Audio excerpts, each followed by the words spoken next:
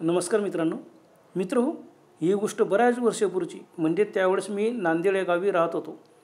मी 5वीत शिकत होतो. आमच्या शेजारच्या रत्ना काकूंचा अनुभव. त्यांचे वय 30 वर्षाचे होते. आता नांदेड हे गाव अमळनेर तालुक्यातील आहे. तापी नदी काठी. गाव तसे बरेच मोठे होते, पण तापी नदी काठ असल्यामुळे सर्व गाव डोंगर उतारावर बसलेले आहे. नदीचे बरेच खोरे आहेत, मोठमोठ्या दऱ्या, पांढऱ्या पिवळ्या मातीचे लहान लहान डोंगर. आमची गल्ली पण लहानच होती. गल्लीत शेवटी खाली खूप उतार, म्हणजे जास्त नाही, सह्याद्रीसारख्या उंच डोंगर नाहीत, म्हणजेच लहान लहान टेकड्या. त्यालाच तिकडील भाषेत बल्ले खल्ले म्हणतात. बल्ले म्हणजे बल्ले बल्ले नव्हे मित्रांनो, तर लहान मातीच्या टेकड्या, व खल्ले म्हणजे टेकडीवरून उतार व खाली लहान लहान खोल दऱ्या. गावाच्या उत्तरेकडे तापी नदी वाहते, पूर्वेकडून पश्चिमेकडे, म्हणून पावसाच्या पुरात उत्तर, पूर्व, पश्चिम गावाच्या तिन्ही बाजूस खोल दऱ्या पडलेल्या आहेत, सर्व मातीच्या, पिवळ्या पांढरी माती. दक्षिण दिशेला मात्र सपाट मैदान व काळीभोर सुपीक जमीन. आम्ही जिथे राहत होतो ती गल्ली पूर्व पश्चिम होती. पूर्वेला गल्ली संपल्यावर खोल दरी होती. खाली दरीत उतरताना अगदी लहानशी पायवाट होती. अगदी सांभाळून उतरावं लागायचं, पाय सरकायला नको. काही ठिकाणी थोड्याफार असा माती करून पायऱ्यांसारखं केलेलं होतं. आणि पाय वाटेने खाली उतरताना उजव्या बाजूला काही बांधकाम केलेलं होते, मोठमोठे वाडगी म्हणतात तिकडे, खडी. तिथं गुरं वगैरे असतात, चारा ठेवलेला असतो गुरांचा, अशी वाडगी.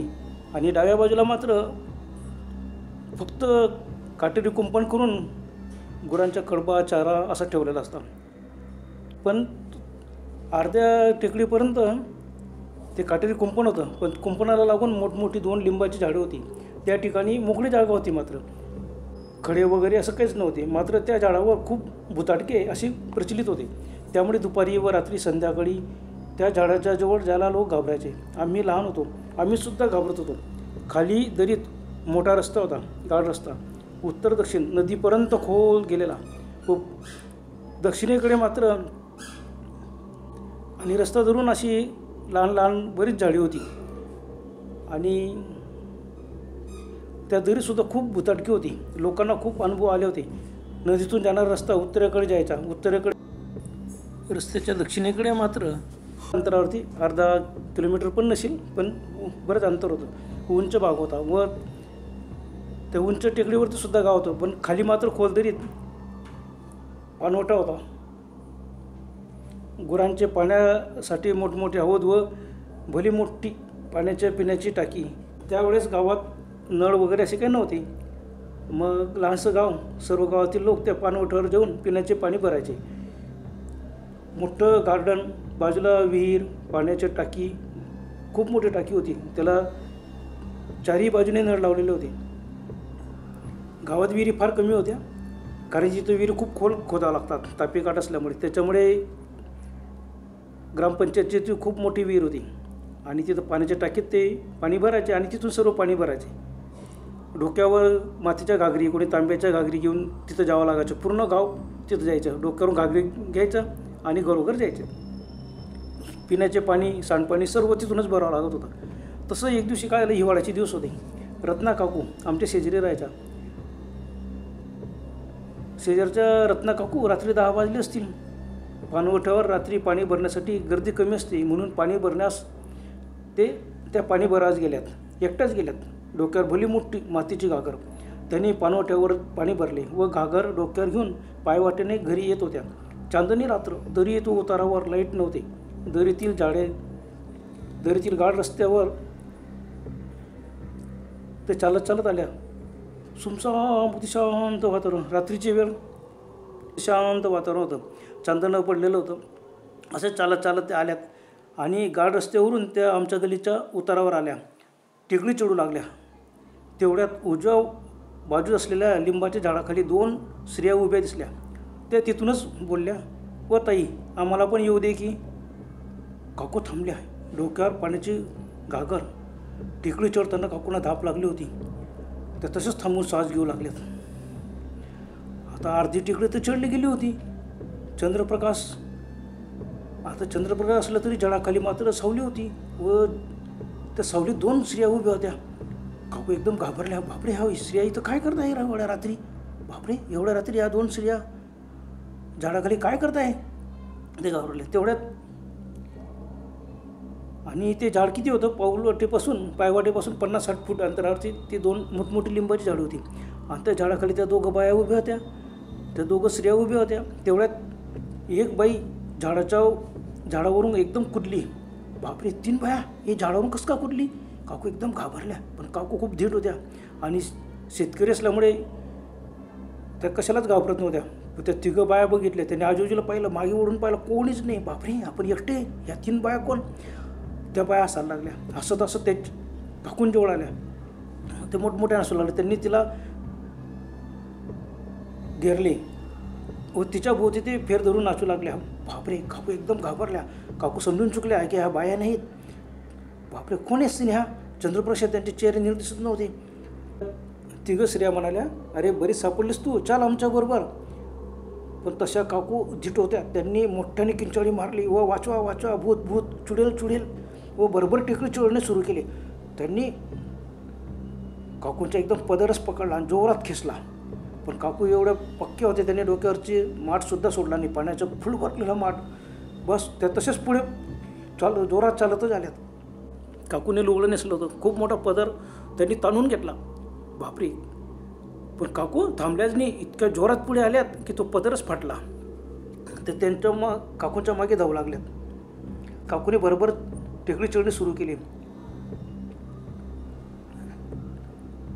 आणि तसेच मोठमोठ्याने ओरडत ते टेकडीच्या वर आल्यात.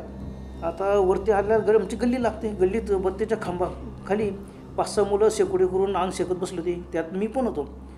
आणि काही मोठे माणसं त्यांनी दुसरी शेकोटी केली होती. बरेच लोक रात्रीच्या वेळेला काय असतो, शेकोटी करतात आणि अंग शेकत बसतात, गप्पा मारतात. त्यावेळेला एवढं कोणाकडे रेडिओ नव्हते, TV नव्हते, काहीच नव्हतं. मग गप्पा मारणे आणि झोप येईपर्यंत शेकोटीवरती अंग शेकायचं आणि झोप आली का घरात जाऊन झोपून राहायचं. बस सर्व असे बसले होते. काकूंच्या ओरडण्याचा आवाज आला आणि काकू एकदम वरती आल्या. वरती आलं, बापरे काय झालं? काकू पुढे आलं. त्यांना एवढी धाप लागली, त्यांना बोलता येत नव्हतं. पण त्यांनी पाण्याचा माठ मात्र सोडलाच नाही. फटकन 2-3 जणांनी तो माठ घेतला, खाली उतरवला. काय झालं काकू काय झालं? कसं तरी धाप टाकत काकू म्हणाल्या, हो बापरे, खाली भूत चुडेल. त्यांनी मला पकडलं बघा, माझा पदर फाडून टाकला. ओ बापरे, एवढं मोठं लुगड्याचं पदर फाडलेला, खूप मोठा पदर फाडून टाकला होता. लगेच 5-6 मुलं उठले. चला पळा, खाली बघू म्हणे, भूताटकी का कोणी बायांनी तुला काकूंना मुद्दाम घाबरवलं. बस ते खाली पडायला. कोणी काठ्या घेतल्या, कोणी बॅटरी का घेतल्या. बस मी लहान होतो, मी सुद्धा पडत त्यांच्या मागे गेलो. आता खाली आल्यावरती त्यांनी सांगितलं होतं काकूने की त्या लिंबाच्या झाडाजवळ आहेत त्या बाया. मग त्यांनी पाहिलं, आजूबाजूला सर्वीकडे पाहिलं, बॅटरीच्या उजेड पाहिलं, कोणीच बाया दिसत नव्हत्या. बापरे, बघितलं तर त्यावेळेला रात्रीचे 10 वाजले होते, 10-10:30.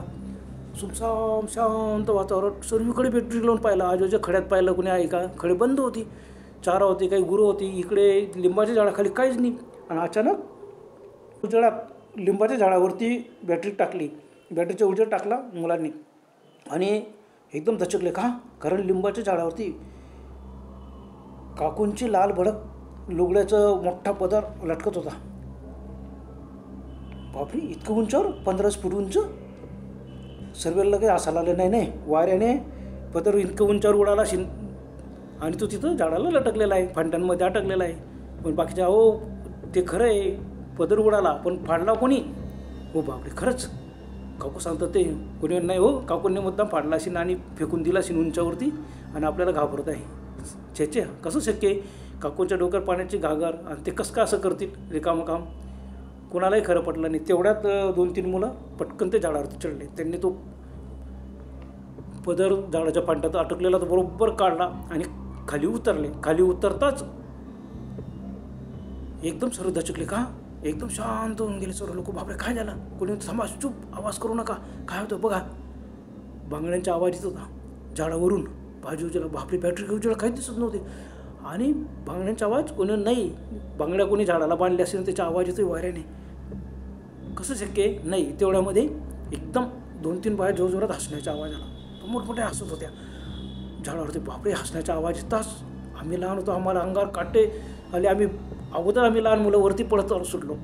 टिकडी चढून आम्ही पटकन गलीत आलो. सर्व आमच्या मागे धावत आले, मोठी मुलं वगैरे. त्यांनी सांगितलं, बापरे इतकं मोठमोठ्याने हसत होत्या, 2 4-5 बाया असतील त्या. पण बाया असं कसं का असतील, बॅटरीचे उजेड टाकून सुद्धा त्या दिसत नव्हतं, पण हसण्याचा आवाज चारी बाजून येत होता. बापरे घाबरून वरती आले होते. आता तो पदर पाहिला, खरंच काकूंचा लुगड्यांचाच पदर होता तो. बराच खूप मोठा फाडून टाकला होता त्यांनी. कोणाची नंतर हिंमत नाही की खाली उतरून परत बघूया कोण आहे. कोणी सर्वच घाबरलेत. पण थोडं मात्र नक्की की काकूंना घाम फुटला, पण त्यांनी पाण्याचा घागर मात्र पाळली नाही. कारण फार लांबून पाणी आणावं लागत होतं. साधारण घरापासून 1-1.5 किलोमीटर सहज अंतर होतं ते. एवढ्या अंतरावरून आणलेलं पाणी मात्र काकूने माठ सोडला नाही. सर्वांना काकूच्या धिटायचे कौतुक वाटलं आणि काकू अजिबात घाबरल्या नाहीत. फक्त त्याला घाम वगैरे फुटला, परंतु म्हणताना भूत चुडेल घाबरलं तरच अंगात घुसतं, असं काकूंच्या अंगात कोणीच भूत चुडेल घुसलं नाही. कारण पाण्याला फार किंमत होती त्यावेळेलाच. इतकं लांबून पाणी आणलं, पण काकूने सोडलं. दुसरी एखादी बाया बऱ्याचदा अशा घटना तिथं घडायच्या. कोणाला काही असं दिसलं तर घाबरून बाया माठच फेकून द्यायच्या आणि पळत द्यायच्या. पण काकूने माठ सोडला नाही. पाण्याला फार किंमत होती. फार 1-1.5 किलोमीटर अंतरावरून पाणी आणलेलं होतं. साधारण 1 किलोमीटर अंतर तरी सहज असेल. आणि एवढं किमती पाणी कसं का सोडणार. सर्वांनी काकूंचं फार कौतुक केलं. पण त्या दिवसापासून रात्री काकू दरीत उतरायचीच नाही आणि कोणी जायचे नाही. कारण बऱ्याच लोकांना असे अनुभव आलेले आहेत. दरीतून पाणवठ्यावरती, ते नांदेडला असं पाणवठा होता तो, तर पाणवठ्यावरती भरपूर रात्रीच्या वेळेला जो कोणी गेलं की एकदम सकाळी, त्यावेळेला घड्याळ वगैरे बऱ्याच जणांकडे नव्हते. सकाळी उठले का लगेच बघायचे आणि चला बुवा सकाळ झाली निघून जायचे. एका वेळेला चंद्रप्रकाश समजायचे नाही टाईम. आणि त्यावेळेला खूप असे अनुभव आलेले. मित्र असे तिथं पाणवठ्यावरती खूप अनुभव आलेले आहे. बायांना माणसांनासुद्धा. एवढंच पुढच्या वेळेला मात्र हे अनुभव मी नक्कीच आपल्याला सांगेन. बरं तर मित्रांनो, आजपुरतं एवढंच. पुन्हा भेटूया लवकरच. तोपर्यंत गुड बाय.